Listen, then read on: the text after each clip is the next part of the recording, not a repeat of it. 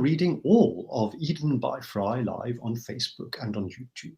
And as you know, the recorded clips then also find their way onto Instagram, IGTV. You know, if you've been following Eden by FREI. If you haven't been following Eden by FREI, this is the very first time that you are joining me, then welcome and hello. And today is an interesting, an exciting day, because we are into volume 4 of Eden by FREI, and that means it's the 4th volume of the Eden miniature series, and we're back because the Snowflake Collector was the only illustrated edition that exists so far. This is the Ice King. The Ice King, which is a curious little book, very slim volume, as you can tell. It consists of only 7 short chapters, and I'm about to start reading this for you. But before I do this, I want to mention very, very briefly 2 other books that have absolutely nothing to do with Eden by FREI, but I hinted at them very briefly once before, and because we are between volumes, I want to take this opportunity to just very briefly show them to you. The first one is this little tome here, which is the Atlas of Digital Architecture. And the reason I'm showing it to you is because I wrote it, all 300 of it. There's about 700 pages, about 700 to 800 illustrations or so about architecture and digital technology. It's a magnificent book, and I'm allowed to say this not because I wrote it, but the knowledge and wisdom in here is not mine. There are 24 people who have contributed their knowledge and wisdom to this. There are university lecturers and professors dotted around universities around Europe, and they shared with me their knowledge and expertise, and I then wrote up the book for and with them. And so if you're not interested in architecture, forgive me this little spot here, this little plug. If you are interested in architecture at all, at any level, if you're a student or an architect or just generally interested in architecture, then I can heartily recommend this. This has everything in it that you would want to need to know about digital technology and architecture. And the second book I want to mention that is not mine and that has nothing, I repeat, nothing to do with our series here, with the Eden miniatures or with Eden by FREI as a project, is this. And it's from the same stable. It's published in Birkhäuser, and it's a beautiful compilation of short texts to which I contributed one trilogy. If they were long texts, then it would be trilogy. It's really a triad. It's 3 short texts called 3 Pieces of Mind. 3 Pieces of Mind. And there are similarly about nearly 24, I think, contributors who have contributed individual texts to this. And there are some of the most interesting thoughts about architecture and about our relationship to nature, to architecture, to coding, to literacy, to what we are as human beings in the digital world. So this is much, much broader in a sense. If you are interested at all in any of these subjects, then here is a book, a collection of texts that will truly stimulate your mind and that will give you a lot of inspiration. I'm mentioning it because it's new as well, and I contributed 1 short text to it. In fact, 3 short texts together for a unit. And that's the little. It's not so much a plug because these books are out there, and I just want to make you aware of them because my involvement is indirect. If you can call writing a book an indirect involvement, I suppose. But it's not something that I initiated and that has my knowledge exclusively in it. Back to the issue. This is not an issue. Back to the task in hand, which is the Ice King. I'm really excited about this because this is a whole new kettle of fish, really, if you like metaphors, even though it's slightly because it's kind of a short story, but also really. The Snowflake Collector was very much a linear narrative that makes sense at virtually every level. The Ice King is more difficult to describe. It's certainly, but then that's the point of Eden by FREI, is to talk about things that are difficult in a way, to talk about and to find forms and ways of talking about them, that to talk about things that maybe otherwise can't, or only with great difficulty could be expressed. And so why should I talk to you about the Ice King and try to explain it when I can simply read it to you? And that's what I'm going to do now. I'm going to read to you now the Ice King from the Eden Miniatures series. And it starts, as you would expect, with chapter 1. And chapter 1 is called The Chamber.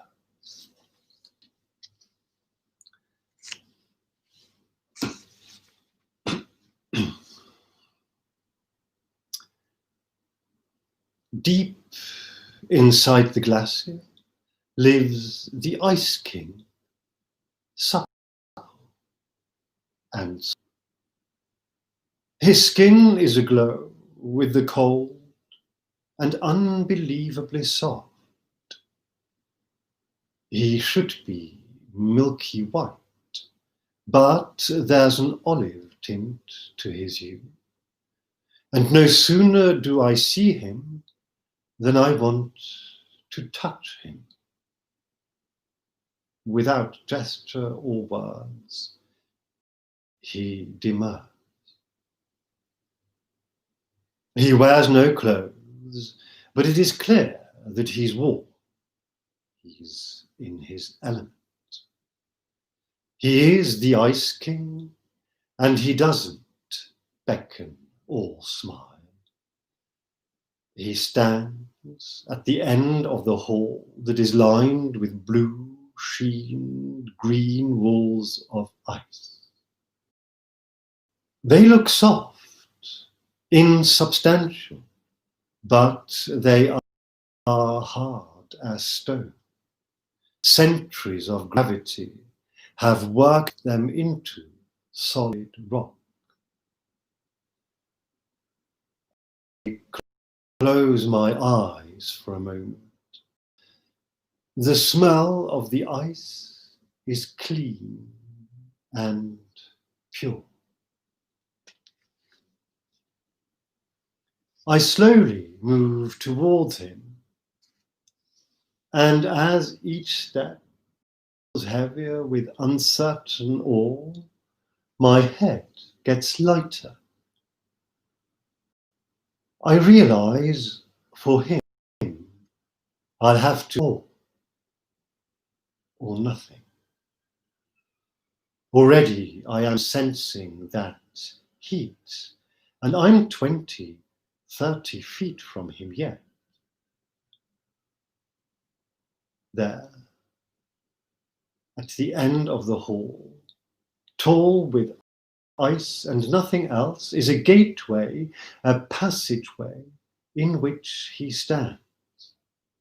He has no need for me, but I am beholden to him now. I slowly advance, and as I do, I have to let go.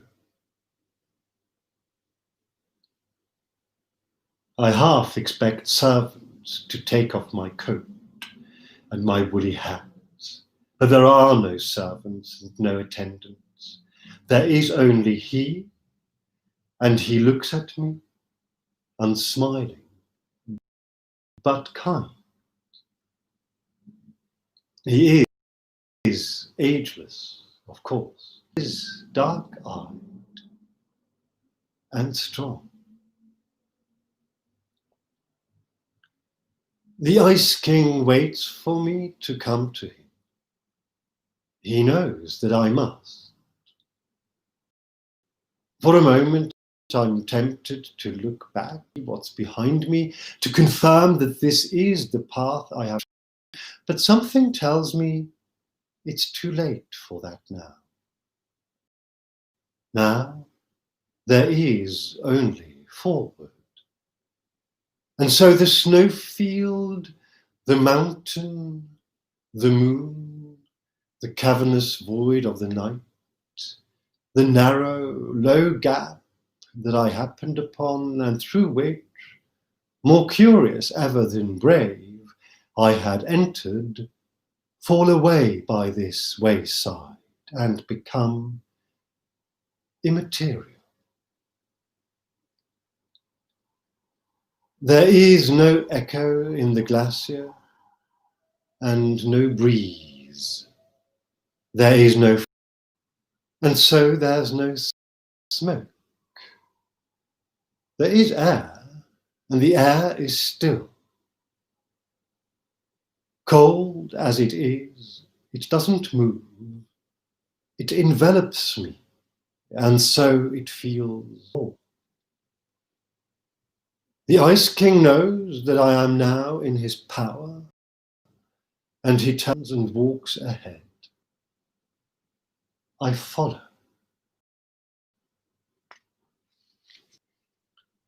The gateway, the passage, the transition. A corridor of light and dark, of shapes and patterns. It neither narrows nor widens. It extends. The Ice King, naked, not tall and not short, of a human scale build, moves ahead, and with each step that he takes on the ice seems to light up a little under his feet.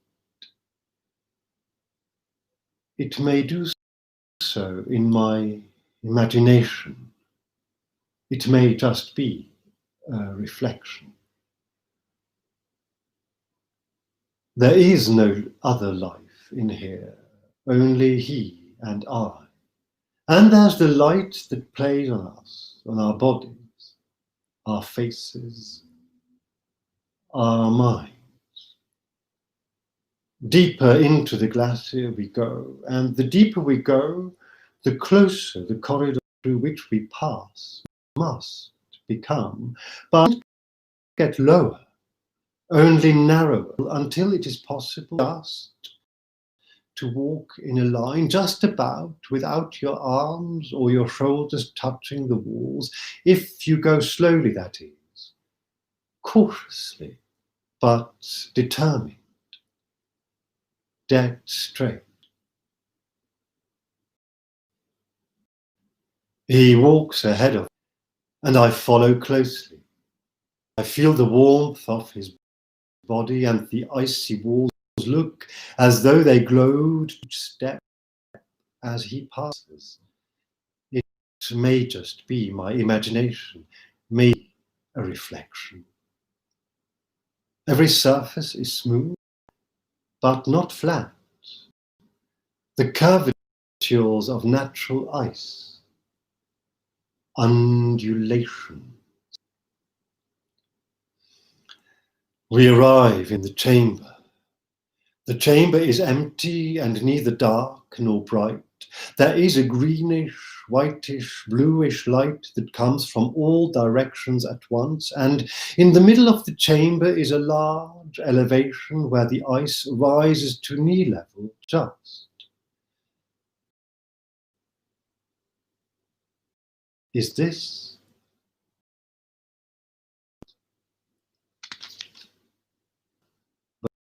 But I am not cold, and while the Ice King reclines, I loosen my scarf, take off my glove. I want to touch the ice, but his eyes are on me, and I take off my coat and my jumper, my shirt.